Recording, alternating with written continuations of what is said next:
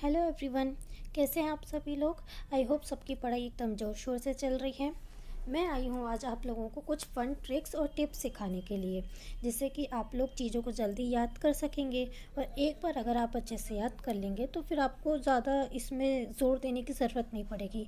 सब इजीली आपको अपने आप दिमाग में बैठते जाएगा। ठीक है, आज के इस लेसन में मैं आपको कुछ बुक्स और उनके लेखकों के बारे में याद कराऊंगी। तो चलिए अब जल्दी जल्दी से हम शुरू करते हैं।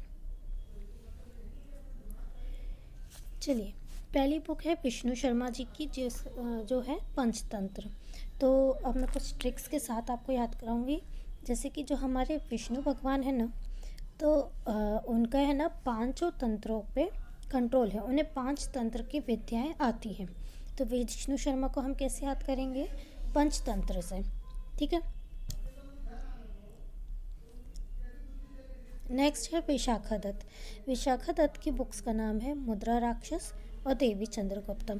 देखिए, विशाखा नाम की एक लड़की थी जिसे चंद्रगुप्त, जो हमारे राजा रहे हैं ना, चंद्रगुप्त मौर्य, तो उन्हें चंद्रगुप्त मौर्य ने राक्षसों से बचाया था। विशाखा को चंद्रगुप्त ने राक्षसों से बचाया। तो विशाखा दत्त विशाखा दत्त ने कौन सी बुक्स लिखी हैं? मुद्रा राक्षस और देवी चंद्रगुप्तम। नेक्स्ट है रस खान। इन्होंने लिखी है प्रेम वाटिका। तो हम इसे कैसे याद कर सकते हैं? प्रेम रस। प्रेम रस। प्रेम रस से हम कैसे लगाएंगे? रस खान की बुक का नाम है प्रेम वाटिका। नेक्स्ट है नारायण पंडित। नारायण पंडित को हम कैसे याद रखेंगे? जो नारायण भगवान होते हैं ना, उन्होंने, वो है सबके हित के लिए काम करते हैं, हम सभी को मालूम है। तो वो जितने भी उपदेश देते हैं ना, वो लोगों के हित में ही देते हैं। तो वो कैसे उपदेश देते हैं? हितोपदेश देते हैं। तो नारायण पंडित को हम कैसे याद रखेंगे? हितोपदेश। ठीक है। नेक्स्ट अब हम आ जाते हैं अबुल फजल पे। अबुल फजल ने क्या बुक का नाम लिखा है? एन अकबरी। तो देखिए, अबुल फजल में आपको अबू दिख रहा है। अबू मतलब कौन? हमारे पिताजी, पापा। अबू बोलते ना हम उन्हें। और एन अकबरी में ऐनक कहीं ना कहीं पढ़ने में आ रहा है। एन ए अकबरी आप जल्दी जल्दी बोलेंगे तो ऐनक ऐनक साउंड करेगा। तो जो अबू लोग होते हैं वो बड़े होते हैं, तो उनकी आंखें थोड़ी सी समय के साथ वीक हो जाती है, तो उन्हें ऐनक लगाने की ज़रूरत पड़ती है। तो हम इसको अबुल फजल की बुक का नाम एन अकबरी ऐसे याद रखेंगे। अबुल फजल की एक और बुक है अकबरनामा। अकबरनामा। अब ये जो अकबरनामा है ना, ये भी बुक अकबर पे लिखी है, और एन अकबरी भी बुक जो है वो भी अकबर पे लिखी है। जो एन अकबरी है ना, इसका जो 4th वॉल्यूम था उसको ही हम अकबरनामा बोलते हैं। ठीक है, तो हमें इसको अलग से याद करने की ज़रूरत नहीं पड़ेगी। नेक्स्ट है सूरदास। सूरदास की मोस्टली जो बुक्स होती है ना, वो सुर नाम से स्टार्ट होती है। इनकी और भी बुक्स होती हैं, यह सब सुर नाम से होती है। इसके अलावा एक है साहित्य लहरी। अब आपको देखिए, सूरदास से सुरसागर तो याद हो ही जाएगा। ठीक है ना। सागर में आप देख रहे हैं कि ओशन है। ये भैया, ये जो सूरदास जी थे ना, इन्हें ओशन बहुत पसंद था। तो ये ओशन से रिलेटेड वर्ड्स को अपने बुक्स के नाम में अक्सर जोड़ा करते थे। तो साहित्य लहरी में भी लहर है। सागर कैसे बहता है, उसकी लहरें होती है ना, इस तरीके से। तो सूरदास को हम कैसे करेंगे? सागर, लहरी, ओशन से रिलेटेड नाम आ रहे, साहित्य लहरी, सुरसागर। ठीक है। नेक्स्ट है हमारा पाणिनि। इनकी तो बुक हम सभी को बचपन से ही याद होगी ऑलमोस्ट, क्योंकि ये तो हम सभी जानते हैं कि अष्टाध्यायी संस्कृत ग्रामर पे लिखी गई बुक है। और संस्कृत के पिता हम किसे मानते हैं? पाणिनि को। तो पाणिनि की बुक का नाम क्या है? अष्टाध्यायी। मुझे नहीं लगता इसके लिए कोई ट्रिक की ज़रूरत है, ये तो हम सभी को ऐसे ही याद होगा। नेक्स्ट आ जाते हैं कौटिल्य पे। कौटिल्य का नाम है, बुक का नाम है अर्थशास्त्र। कौटिल्य हम सभी जानते हैं कि ये चंद्रगुप्त मौर्य के वंश में के काल में रहे हैं, है ना। सभी जानते हैं ना, इनका तो कई बार सीरियल भी आता है चंद्रगुप्त मौर्य को लेके। उसमें वो कौटिल्य दिखाते हैं, वो ही पूरा डिसीजन लेते हैं, चंद्रगुप्त को पूरा ट्रेन करते हैं राजा बनने के लिए।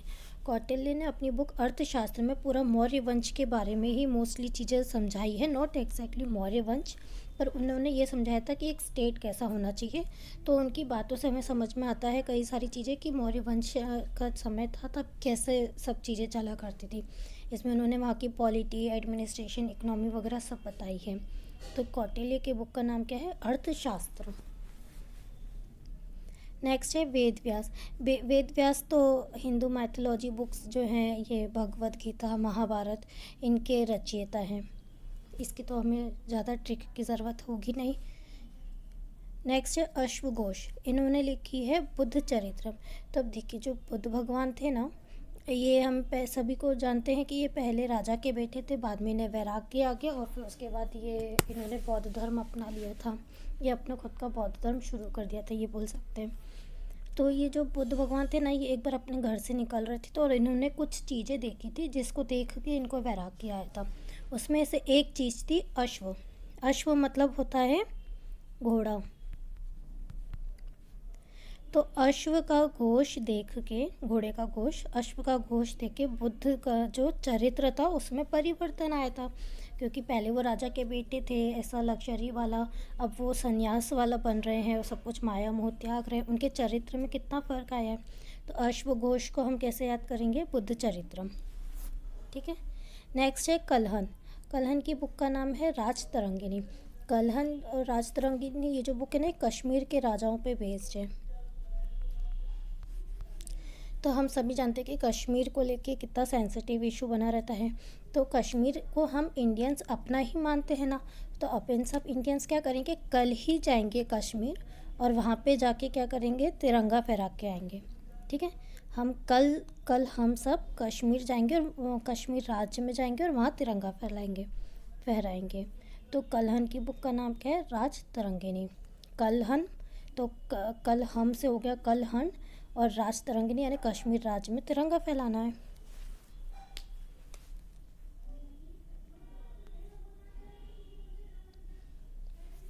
नेक्स्ट है एकनाथ। इन्होंने लिखी है भावार्थ रामायण। तो अब हम सभी जानते हैं कि आप दुनिया में किसी भी मुनि के पास चले जाएं, किसी भी बाबा जी के पास चले जाएं, जो भी रामायण अगर आपको समझाएंगे ना, तो हमेशा देखना सबकी सेम टू सेम स्टोरी होती है, एक ही भावार्थ निकलता है रामायण का एक ही भावार्थ निकलता है। तो एकनाथ ने कौन सी बुक लिखी है? भावार्थ रामायण। ठीक है। नेक्स्ट है शूद्रक। इन्होंने लिखी है मृच्छकटिकम। तो अब शूद्रक में आपको नाम कहीं शूद्रास का सुनाई दे रहा है? शूद्र, फोर्थ वर्णा, लोअर वर्णा भी बोलते हैं। तो शूद्रा को जो एंशियंट टाइम्स है ना, उसमें है ना, इनको मिर्ची काटने का काम दिया जाता था। देखिए, मृच्छकटिकम में आपको मृच्छ से कहीं मिर्ची सुनाई दे रहा है? मिर्च, और कटिकम मिर्च को काट रहे हैं। तो शूद्रास को मृच्छ काटने का काम दिया जाता था। तो हम शूद्रक की बुक का नाम कैसे याद रखेंगे? मृच्छकटिकम। ठीक है। नेक्स्ट है जयदेव। इन्होंने लिखी है गीत गोविंद और दशाकृति। तो देखिए, जब भी गोविंद मतलब हमारे कृष्ण भगवान, कन्हैया, ठीक है ना, तो जब भी इनके लिए कोई गीत गाता है ना, तो उसमें क्या रहता है कि आप कभी भी किसी को गोविंद के गीत गाते देखना, उनकी दशा देखना आप, वो लोग हमेशा है ना गाने में जयकार लगाते हैं। ठीक है ना, जैसे जय देव, देव की जय हो, जय देव, देव की जय हो, कृष्ण भगवान की जय हो। तो हमने क्या करा, हमने गोविंद के गाने वालों की दशा देखी, तो हमें पता पड़ा कि ये लोग हमेशा जय देव गाते हैं। तो जयदेव की बुक का नाम क्या है? गीत गोविंद, गोविंद के गीत और दशाकृति। ठीक है। नेक्स्ट है बाणभट्ट। बाणभट्ट का बुक्स का नाम क्या है? हर्षचरित्र और कादम्बरी। तो अब देखिए, बाणभट्ट का चरित्र देख के उनके यहाँ के राजा इतना प्रसन्न हुए कि उन्होंने उन्हें तोहफे में कांदा दे दिया। कांदा समझते हैं? मतलब कि प्याज। कांदा मतलब प्याज होता है ना। तो क्या हुआ, बाणभट्ट का चरित्र से खुश होके, मतलब उनका चरित्र बहुत अच्छा था, तो राजा ने खुश होके हर्ष उल्लास खुश होके उन्हें कांदा गिफ्ट दे दिया। तो कभी भी एग्ज़ाम में पूछेंगे कि भैया कादम्बरी किसकी बुक का नाम है, तो आप क्या लिखेंगे, कादम्बरी से हम समझेंगे कि यहाँ पे कांदा लिखा है, हम ऐसा कीवर्ड उसमें से ढूंढ लेंगे और कांदे से हमको याद आ जाएगा कि वो तो बाण भट्ट ने लिखी थी। नेक्स्ट, अमर सिंह की बुक का नाम है अमरकोश। देखिए इनके तो नाम में ही अमर है, इनके किताब का नाम भी अमर है, अमर से अमर हम मैच मिला लेंगे। अमर सिंह की बुक का नाम क्या है, अमरकोश। ठीक है। नेक्स्ट है फिरदौसी और इनकी बुक का नाम है शाहनामा। तो देखिए आज हम अभी शादियों का भी सीज़न चल रहा है तो हम इनकी भी शादी ही करा देते हैं आपस में। आपने दोषी सुना होगा, ये एक सरनेम होता है, दोषी, दोषी। तो इनकी हम शादी किससे करा देंगे, शाह सरनेम वाले से। ठीक है। तो हमने क्या किया, दोषी वर्सेस या दोषी वेट्स शाह।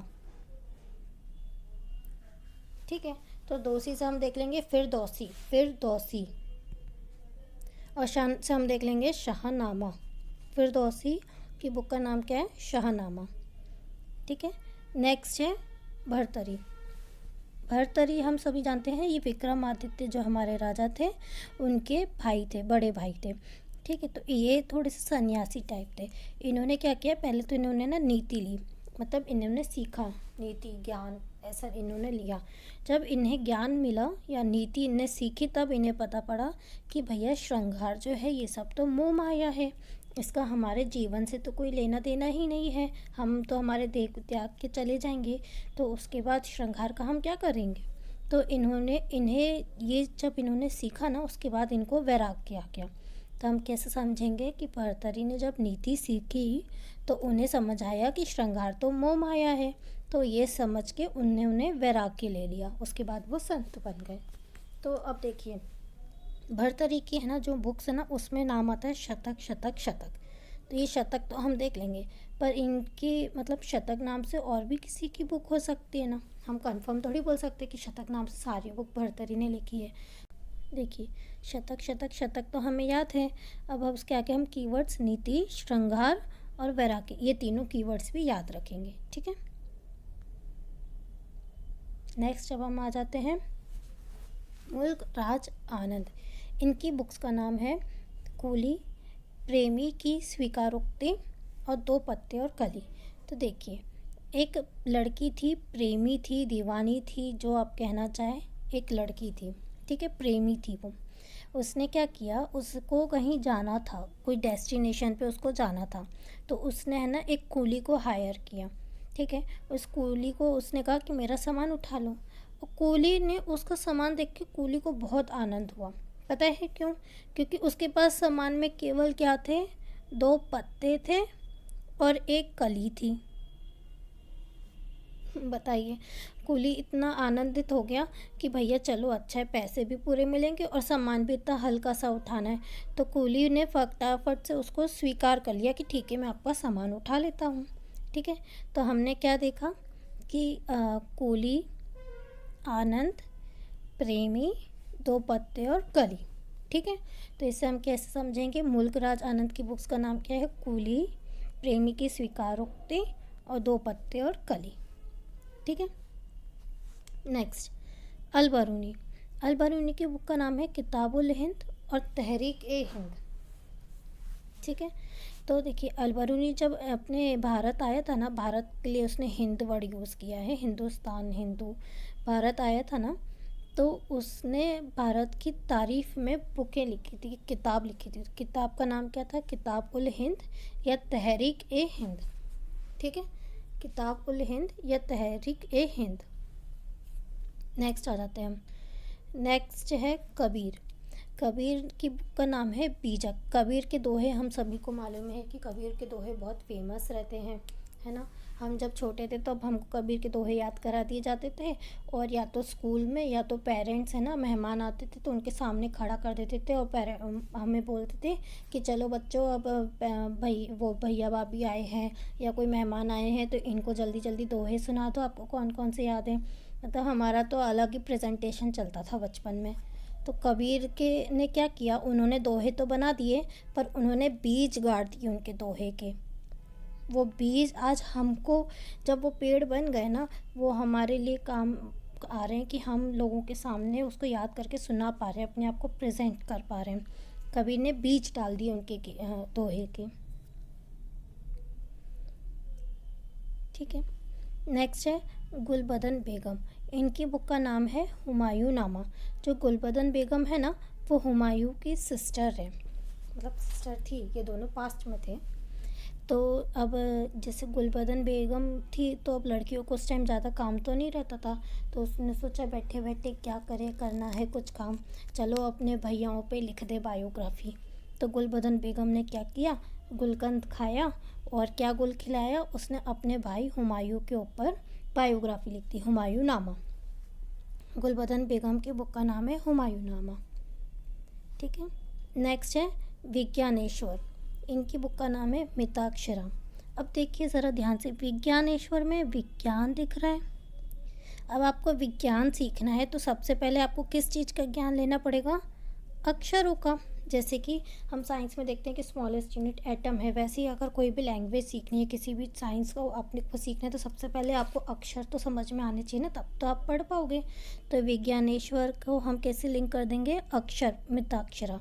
विज्ञानेश्वर की बुक का नाम क्या है, मिताक्षरा। ठीक है, उसके बाद नेक्स्ट है मलिक मोहम्मद जैसी।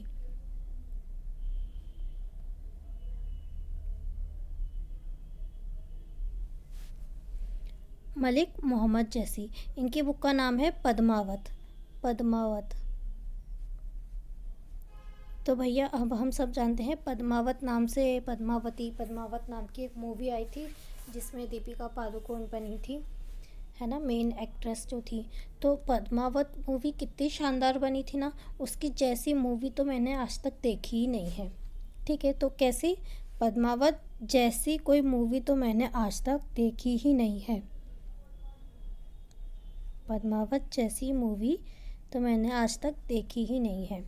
ठीक है, तो पद्मावत जैसी, जब भी मुसलमानी नाम लिख रहा हो लास्ट में जैसी दिख रहा हो तो लगा दीजिएगा कि वो पद्मावत है। चलिए, तो हमारे आज हम बस इतनी ही बुक्स याद करेंगे। आगे की बुक हम आगे की जो भी और भी बहुत सारी बुक्स बची हैं जो हमारी लूसेंट की टेबल्स में होती है, या कुछ मैं एक्स्ट्रा भी जोड़ लेती हूँ, या जो मुझे लगता है कि एग्ज़ाम रेलेवेंट है तो वो मैं और लेके उसके लिए एक पार्ट 2 भी लेकर आऊँगी बहुत जल्दी। अभी हमने ये वीडियो पढ़ लिया है तो हमें थोड़ा सा इसका रिवीजन भी कर लेना चाहिए, देखने के लिए कि क्या हमें चीज़ें याद हो रही है, और अगर नहीं हुई है तो कोई बात नहीं, आप एक बार फिर से स्टार्टिंग से पूरा वीडियो देखो, 1-2 बार में वो आपको 100% याद हो जाएगी, कोई दिक्कत नहीं आएगी। ठीक है, तो चलिए अब हम जल्दी जल्दी से रिवीजन कर लेते हैं। मैं जो ये क्वेश्चंस पूछूंगी इसके आंसर आपको कमेंट सेक्शन में लिखना है। ठीक है, देखती हूँ सबसे पहले चारों जवाब किसके सही आते हैं, और चीटिंग मत करना, खुद से याद करके लिखना कि क्या आपको याद है या नहीं। ठीक है, सबसे पहली बुक है मिताक्षरा, किसके द्वारा लिखी गई है, याद करिए, अक्षर से हमने कुछ ट्रिक बनाई थी, अक्षर पढ़ लोगे तो फिर क्या करोगे। नेक्स्ट है हुमायूं नामा, किसके द्वारा लिखी गई है, तो हुमायूं नामा की जो बुक है वो उनकी ही सिस्टर ने लिखी थी, याद कीजिए क्या था वो बुक। उसके बाद है पंचतंत्र, पांचों तंत्रों का कंट्रोल किसके हाथ में है, या पांचों तंत्रों का ज्ञान किसको है, याद करिए जल्दी से और मुझे कमेंट सेक्शन में लिख के दीजिए। और लास्ट है श्रृंगार शतक। श्रृंगार शतक, शतक नाम से कुछ याद आ रहा है किसी को, वैराग्य आ गया था कि श्रृंगार तो माया मोह है। जल्दी से सोचिए और इसके आंसर मुझे फटाफट से कमेंट सेक्शन में लिख दीजिए। That's it for today guys, thanks for watching, see you in next lesson.